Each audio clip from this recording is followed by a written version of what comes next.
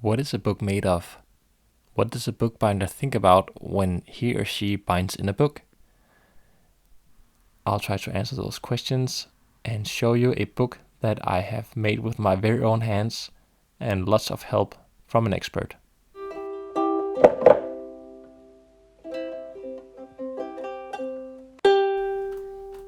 Welcome guys! This is a video for all book lovers out there, people who would like to also maybe try to bind their own book. I must say going to a bookbinding workshop was such a good choice. It was quite an eye-opener as to what a book is and its appearance, all the choices that a bookbinder does in the process, and all the little beautiful nerdy things that a bookbinder has to be able to do with his or her hands. During the course there were about 7 or 8 of us, and the aim for the workshop was to bind a book. And this is mine. I binded this book after the rules and the descriptions of a real bookbinder. Feels amazing to have it here in my hands. It's wonky, it's not perfect at all once you really look close, but never mind. I did it with my own hands. That's quite incredible. I'll tell a bit about how I made it and about the choices of the look. And then I've also grabbed a bit of books of our bookshelf to put things into perspective. So yeah, where should I start? Maybe I should start from the beginning, what we started doing. If we look inside at the paper, we have paper. This is the brand called Munken, which is named after a place in Sweden where they do this paper, Munkedal. And the way that the paper then is put together, because it consists of multiple sections.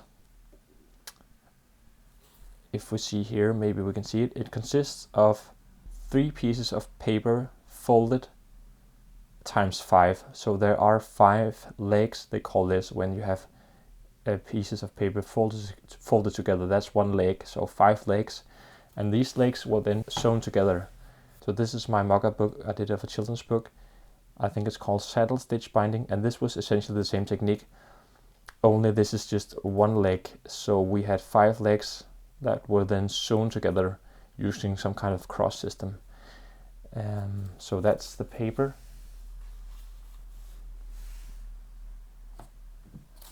After stitching, we glued the back with some glue to make it more sturdy, and it had to dry and it had to be pressed while it dried. Then we added what they call headbands. It's this small red and yellow little ribbon here. Back in the days it had a practical function when one pulled a book out of a shelf, but she said, the one who held the course, the bookbinder, that today it's more of a decorative thing. But I had to choose the color, we all had to. I went for this color here. We then also added a ribbon. Let's see if we make it like this. So a ribbon was added on the top back of the papers here. We added a ribbon using glue, and this is really practical to have in your book. Also, she mentioned in cookbooks it's quite practical with ribbons. She had some commissions where she were to bind people's cookbooks in, and then she could add like 3, 4, 5 ribbons so that people could make 1 ribbon for the sauces, make 1 ribbon for the salads, make 1 ribbon for the chicken dishes. Quite practical.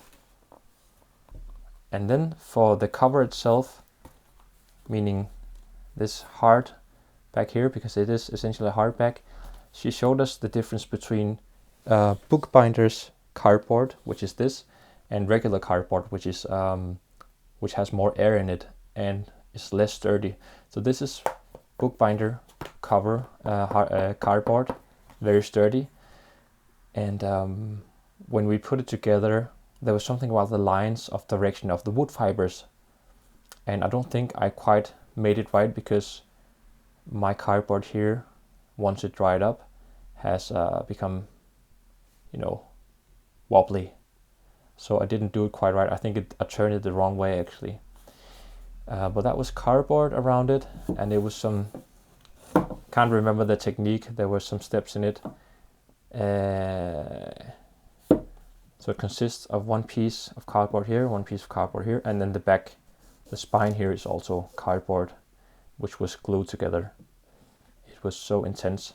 And I also have to remember to say that one can choose to bend the back of the spine here to make a curve for it so that it will be better at holding the pages and to keep the shape of the book.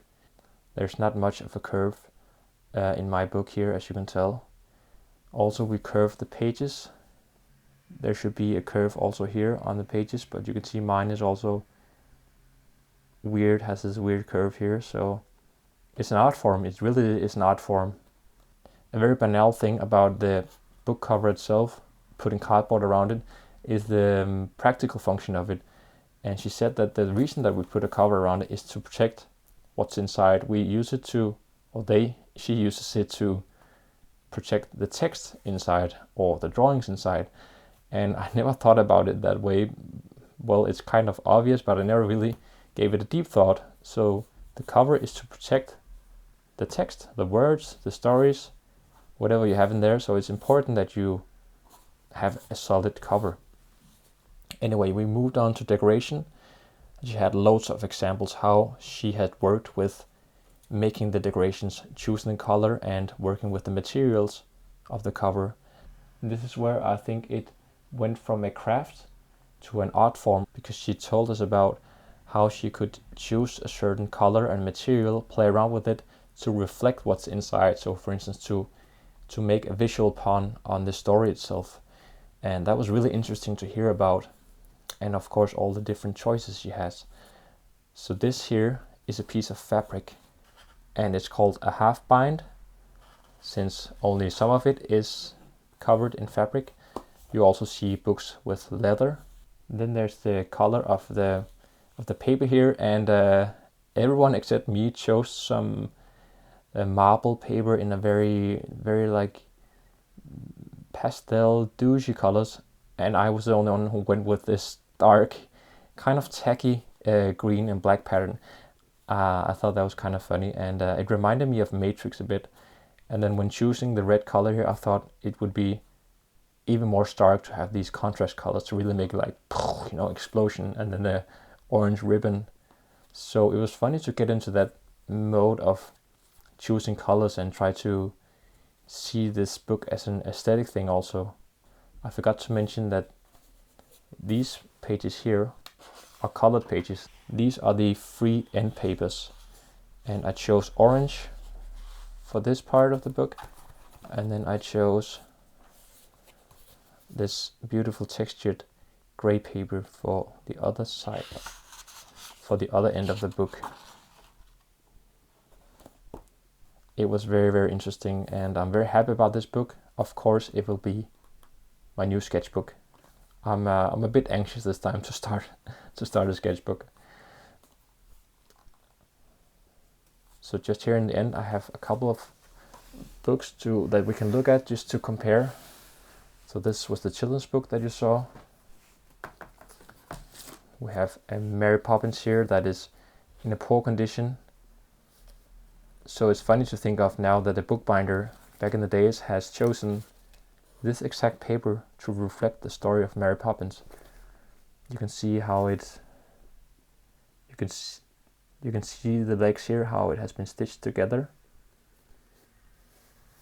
And the peculiar thing is the sticker here. I haven't seen examples of this where you have a sticker as an illustration of a book, and I really like the drawing. Another one in a poor condition. This is a Sherlock Holmes book actually that I inherited from my grandmother. And this is also, I guess, a half bind, and then you have fabric also on the corners here. And what do you feel out there? Do you feel that this has a Sherlock Holmes vibe? And in case so, why? The first chapter of this book, he is on drugs, so maybe this could reflect kind of heroin being injected into his veins. I don't know. That's just maybe a far stretch. It could also be the reflection of mystery, a foggy mystery that he has to unravel. But right after the workshop, I was like, man, I gotta have these bound in by her. That would be amazing. And she said that people sometimes, when young people are confirmed, instead of giving money, they could have an old treasure of a book that people really care about, be rebounded and then passed on as a gift to the young confirmand. And I think that's such a nice way of giving a present that's not money. This is a beautiful book that my wife bought just because she thought it was beautiful. It's about rocks and minerals, and you have some beautiful pictures of all sorts of rocks in here. So I figured that the bookbinder has been inspired by the blue colors here, or maybe actually the blue color of the photograph here, this blue color here and reflected here. And here you see how this is all covered in fabric.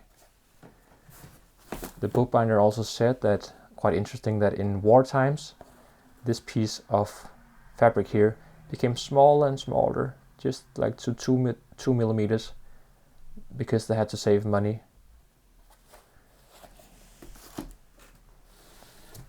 This book here I inherited from my granddad, who served in the Royal Lifeguards. I also did 60 years later.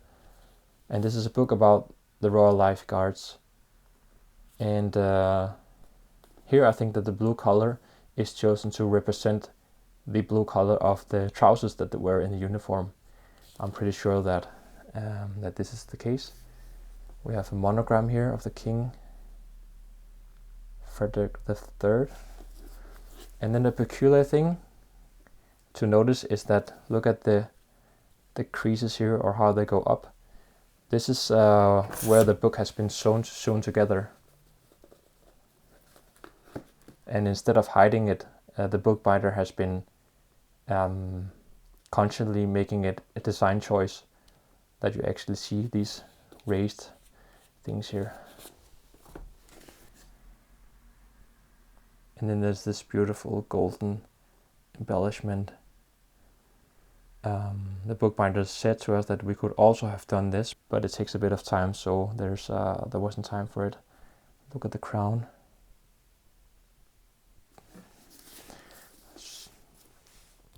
So now that I know all this stuff, I'm going to be very careful about this book.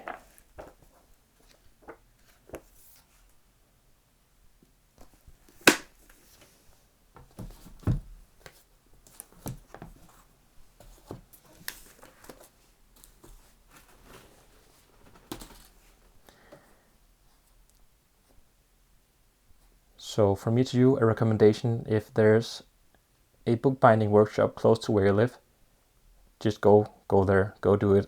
It's so fascinating. What's kind of sad though is that the bookbinder that we went to is she's 42 years old, and she was the last bookbinder who's been educated here in Denmark. They don't educate or train bookbinders nowadays. Most of the book business is being done by computers, so it's a craft it has seen better times. But she was very hopeful, and she was convinced that the bookbinding craft will survive, because we also, as modern human beings, we are also longing towards the analog, the traditional, the handmade beautiful crafting goods. So she was convinced that it will survive. I hope so too. I really hope so. Thank you so much for tuning in. Till next time, have fun drawing.